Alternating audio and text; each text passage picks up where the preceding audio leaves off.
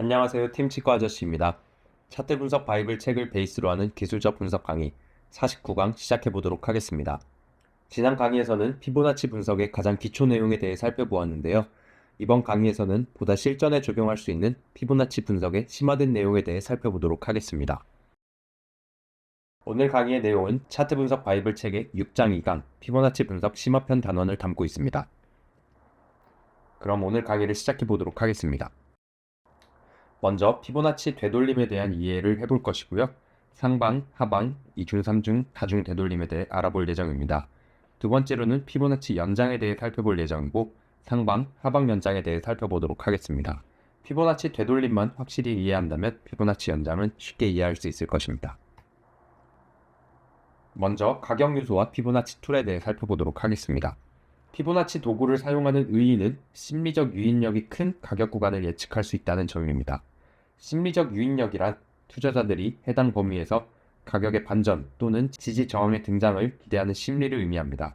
즉, 피보나치 분석은 많은 사람들이 지켜보고 있는 구간에 해당하기 때문에 이러한 구간에서 약간의 가격 움직임이 나타날 경우 투자자들은 그에 따라 움직이기 때문에 심리적 유인력이 큰 가격 구간이라 볼 수 있는 것입니다.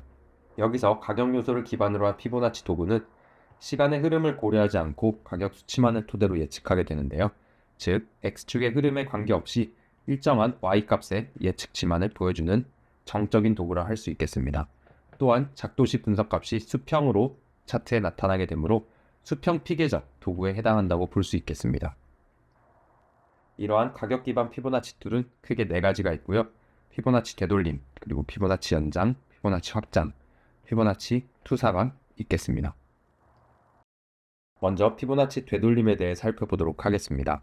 가격이 명확한 고점을 형성한 후 하락이나 조정을 보이는 경우 또는 명확한 저점을 형성한 후에 상승을 보이는 경우 피보나치 되돌림이라 볼 수 있겠고요. 이때의 되돌림 수준은 명확한 고점과 저점 사이의 가격 범위에서만 존재하는 것을 되돌림이라 부릅니다. 벗어나는 경우는 원칙적으로 되돌림이라 부르지 않고요. 다른 이름을 사용하기 때문에 피보나치 되돌림은 가격 범위 안에서 일어나는 일이라는 것을 알고 계시면 될 것 같습니다. 보편적으로 사용하는 구간은 0.236, 0.382, 0.5, 0.618, 0.786 등의 되돌림 구간을 사용합니다. 먼저 상방 되돌림에 대해 살펴보도록 하겠습니다. 상방 되돌림은 명확한 고점, 다음에 명확한 저점이 나타난 후에 상방으로 되돌림이 일어나는 것을 의미하는데요. 이는 잠재적 저항으로 작용할 수 있는 구간을 찾는 데 이용할 수 있겠습니다. 상방 되돌림의 공식은 먼저 가격 범위값을 알아야 되는데요.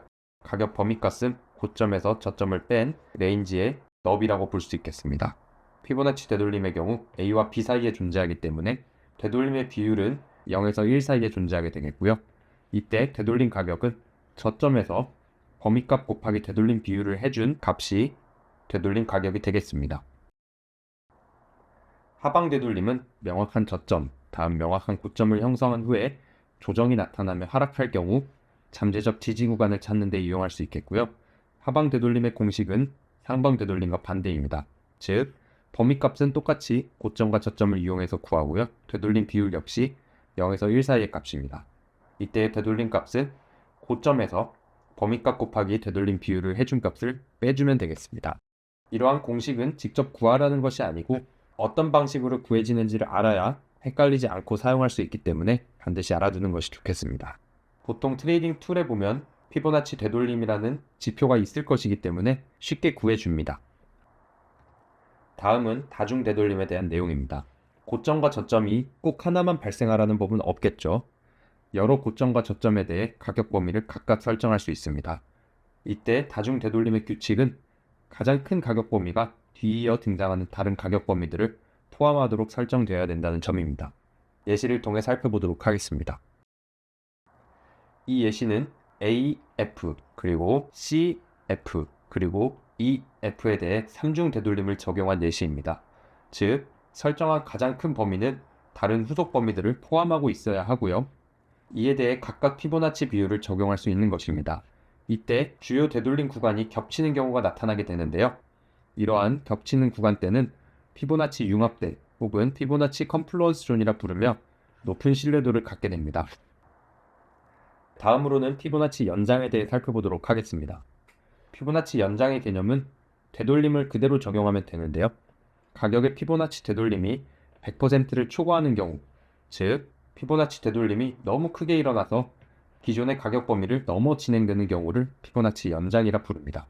상방 연장은 상방 되돌림이 직전 고점을 넘어가는 경우를 의미하고요. 하방 연장은 예시와 같이 하방 되돌림이 직전 저점을 넘어 진행하는 경우를 의미합니다.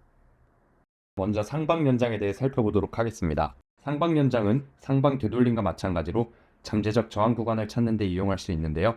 한 가지 차이점이라면 기존의 고점을 넘어서는 구역에 대해 저항 구간을 찾을 수 있다는 점입니다. 상방 연장의 공식은 되돌림과 똑같은데요. 되돌림 비율이 1보다 크다는 점만 다릅니다. 즉 1.27 혹은 1.618, 2.0 이런 구간들을 이용할 수 있게 되는 것이죠. 하방 연장은 하방 되돌림과 마찬가지로 잠재적 지지 구간을 찾는 데 이용할 수 있습니다. 하방 연장의 공식 역시 하방 되돌림과 같고요. 되돌림 비율이 1보다 크다는 점만 유의하시면 되겠습니다. 즉 1.272, 1.618, 2.0, 2.618 등의 구간을 잠재적 지지 구간으로 설정할 수 있게 되는 것이죠. 네, 오늘은 가격 요소와 피보나치 툴에 대해 살펴보았고요. 피보나치 되돌림의 개념과 산출법, 피보나치 연장의 개념과 산출법에 대해 살펴보았습니다. 여러분들도 차트에서 주요 고점과 주요 저점을 이용해서 피보나치, 되돌림과 연장 등을 적용해 보시기를 권장드립니다. 그럼 다음 강의에서 뵙겠습니다. 감사합니다.